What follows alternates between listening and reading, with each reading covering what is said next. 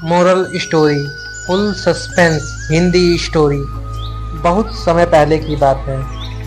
एक छोटे से गांव में रमेश नाम का एक अमीर व्यक्ति रहता था।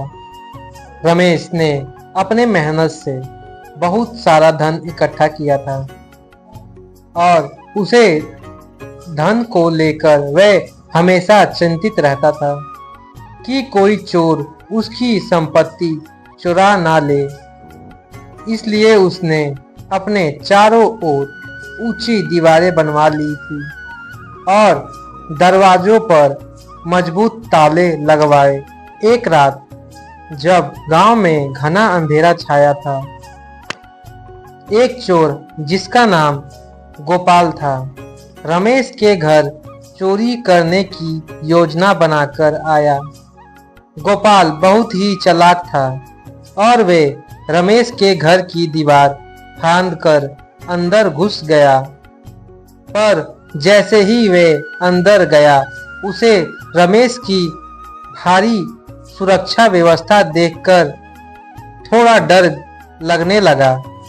चोर ने घर के चारों ओर घूमकर दरवाजे और खिड़कियों को जांच किया, लेकिन हर जगह मजबूत ताले लगे हुए थे।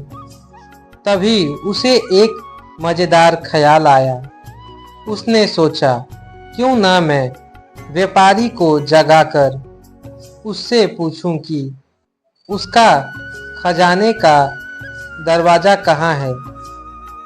अब यह सुनकर अजीब लग रहा था, पर गोपाल इतना बुद्धिमान था कि उसे विश्वास था कि उसका प्लान काम करेगा। वह चुपके से रमेश के कमरे में गया, जहां रमेश गहरी नींद में सो रहा था। उसने रमेश को धीरे धीरे हिलाकर जगाया। रमेश ने आंखें खोलकर देखा कि सामने एक चोर खड़ा है। वह घबरा गया और चिल्लाने ही वाला था कि गोपाल ने हंसते हुए कहा, डरो मत, मैं तुम्हारे घर चोरी करने नहीं आया हूँ, बल्कि तुम्हारे साथ एक खेल खेलने आया हूँ। रमेश ने हैरान होकर पूछा, क्या? कौन सा खेल? गोपाल ने शरारत भरी मुस्कुराहट के साथ कहा, खजाने का खेल। मैं तुमसे एक सवाल पूछूंगा और अगर तुमने सही जवाब दिया तो मैं तुम्हारे खजाना छोड़ दूंगा, लेकिन अगर तुम जवाब नहीं दे पाए तो खजाना मेरा।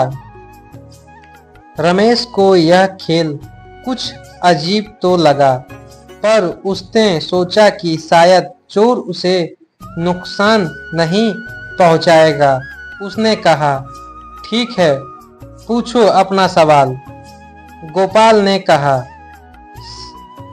सवाल आसान है, तुम्हारा खजाना कहाँ छिपा हुआ है? रमेश पहले तो घबरा गया, पर फिर उसे चोर की चालाकी समझ में आ गई। उसने सोचा कि अगर वे चोर को खजाने का सही ठिकाना बता देगा तो वे सब कुछ खो देगा। फिर रमेश ने हंसते हुए कहा, मेरा खजाना का दरवाजा तो वही है जो तुम्हारे सामने है, लेकिन उस खजाने की चाबी मेरे पास नहीं है। वो चाबी तो मेरी बीवी के पास है और वे इस वक्त अपने मायके गई हुई है। चोर ने रमेश की बात सुनी और जोरों से हंस पड़ा। उसे रमेश की चतुराई समझ में आ गई। उसने सोचा, यह आदमी तो मुझसे भी ज्यादा चालाक है। चोर ने रमेश को धन्यवाद किया और कहा, तुम सच में बहुत होशियार हो। अब मैं कुछ नहीं लूंगा, पर हाँ, तुम्हारी इस चालाकी की कहानी जरूर सबको सुनाऊंगा। फिर गोपाल बिना कुछ चुराए रमेश के घर से निकल गया।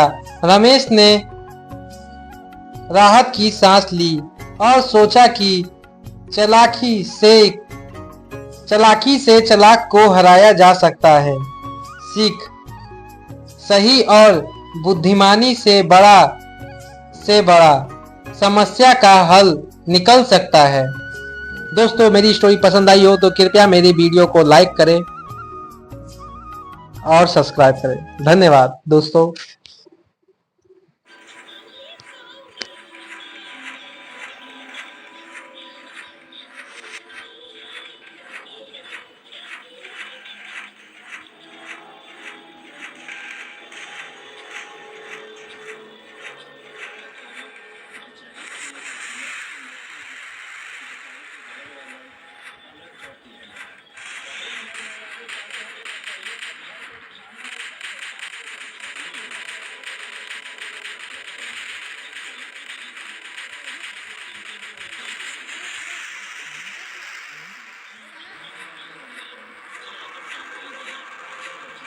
क्या ले रहा हूँ।